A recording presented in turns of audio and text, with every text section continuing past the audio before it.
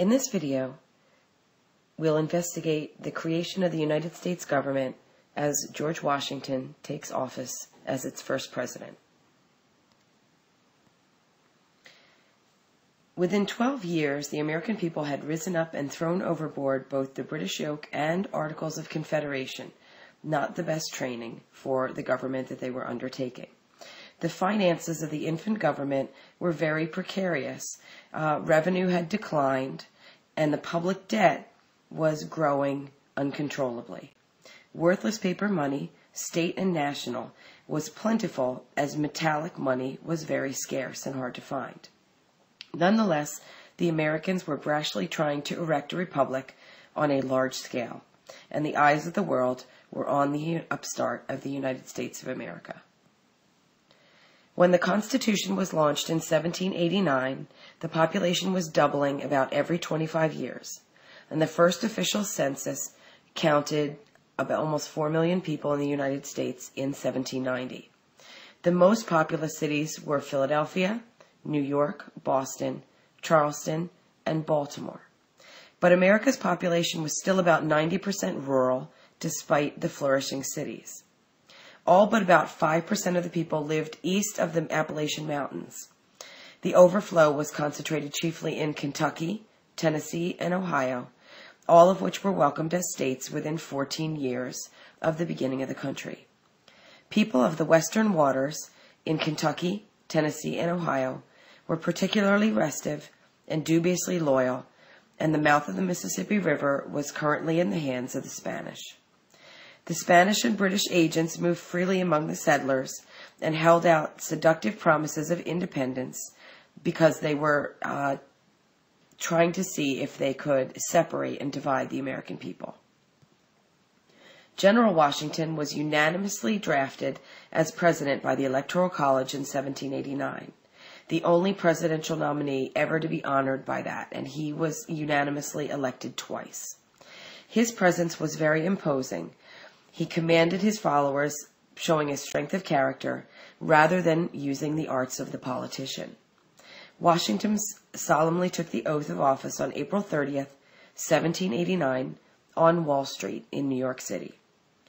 Washington soon put his stamp on the new government by establishing the cabinet, and basically that was something that was not clearly written in the Constitution, but he decided that he needed heads of the executive branch departments to be able to advise him in certain areas of the government. 3 department heads that he created were Secretary of State Thomas Jefferson, Secretary of the Treasury Alexander Hamilton, and Secretary of War Henry Knox. Many anti-federalists had sharply criticized the Constitution for its failure to provide guarantees of individual rights, such as freedom of religion and trial by jury.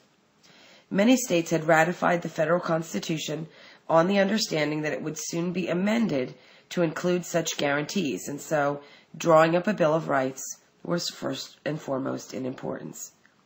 Amendments to the Constitution could be proposed in either of 2 ways: by a new constitutional convention requested by 2/3 of the states, or by a 2/3 vote of both houses of Congress.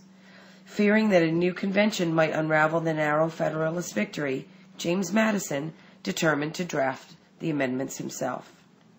Madison then guided them through Congress, where his intellectual and political skills were quickly making him a leading figure in the Congress of the United States. Adopted by the states in 1791, the first 10 amendments to the Constitution, which are known as the Bill of Rights, were protecting and safeguarding the most precious American principles. The Bill of Rights protected such freedoms as freedom of religion, speech, and the press, the right to bear arms and to be tried by a jury, the right to assemble and petition the government for redress of grievances, and prohibits cruel and unusual punishments and arbitrary government seizure of private property of the citizens. To guard against the danger that enumerating such rights might lead to the conclusion that they were the ones protected, Madison inserted the crucial 9th Amendment. The 9th Amendment of the Constitution declares that specifying certain rights shall not be construed to deny or disparage others retained by the people. In a gesture of reassurance to the states' writers, he included the 10th Amendment, which was also significant, which reserves all rights not explicitly delegated or prohibited by the federal Constitution to the states, respectively, or to the people. By preserving a strong central government while specifying protections for individual liberties, Madison's amendments included anti-federalist thoughts. The first Congress also nailed other newly sawed government planks into place. It created an effective courts under the Judiciary Act of 1789, and this act organized the Supreme Court, a Chief Justice and 5 Associate Justices, as well as federal district and circuit courts, and established the Office of Attorney General. In New York, John Jay, Madison's collaborator on the Federalist Papers, becomes one of the young republic's most seasoned diplomats, and he becomes the first Chief Justice of the United States. The key figure in the new government was still Treasury Secretary Alexander Hamilton, who grew up in the West Indies, and people criticized him because he was not directly from the United States at first. He was from the West Indies. Doubts about his character and his loyalty to the Republican experiment swirled constantly. But Hamilton regarded himself as somewhat of a prime minister in Washington's cabinet, and so he got involved in affairs of other departments, including that of his arch-rival Thomas Jefferson, who served as Secretary of State. And this caused a lot of people to criticize him and not like him very much. But he was a financial wizard, and Hamilton set out immediately to correct the economic vexations that crippled the Articles of Confederation. His plan was to shape the fiscal policies of the administration in such a way as to favor the wealthier groups in the United States. The wealthier groups would then lend the government money and political support. His first objective was to bolster the national credit, because without public confidence in the government, Hamilton couldn't secure the funds to take risks. Hamilton therefore boldly urged Congress to fund the entire national debt at par and to assume completely the debts incurred by the states during the American Revolution. Funding at par meant that the federal government would pay off its debts at face value plus accumulated interest. So many people believed that the Treasury was incapable of meeting these obligations that government bonds had appreciated to 10 or 15 cents on the dollar. Yet speculators had fistfuls of them, and when Congress passed Hamilton's measure in 1790, they grabbed for more. Hamilton was willing to have the new government shoulder additional obligations and urged Congress to assume the debts of the United States, which is called assumption. The Secretary made a convincing case for assumption. The state debts totaling more than $21.5 million could be regarded as a proper national obligation and could draw people together. But foremost in Hamilton's thinking was the belief that assumption would chain the states more tightly to the federal chariot than without it. The Secretary's maneuver would shift the attachment of wealthy creditors from the states to the federal government.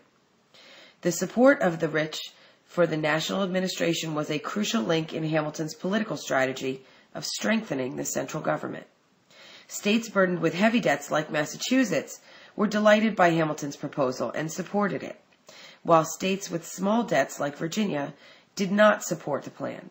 And Virginia didn't want the state debts assumed, but it did want the forthcoming federal district, the District of Columbia, to be located on the Potomac River in the South, as it would gain commerce and prestige. Hamilton persuaded Thomas Jefferson to line up enough votes in Congress for assumption, and in return, Virginia would have the federal district on the Potomac River. And this deal changed the capital of the United States from New York City to Washington along the Potomac River.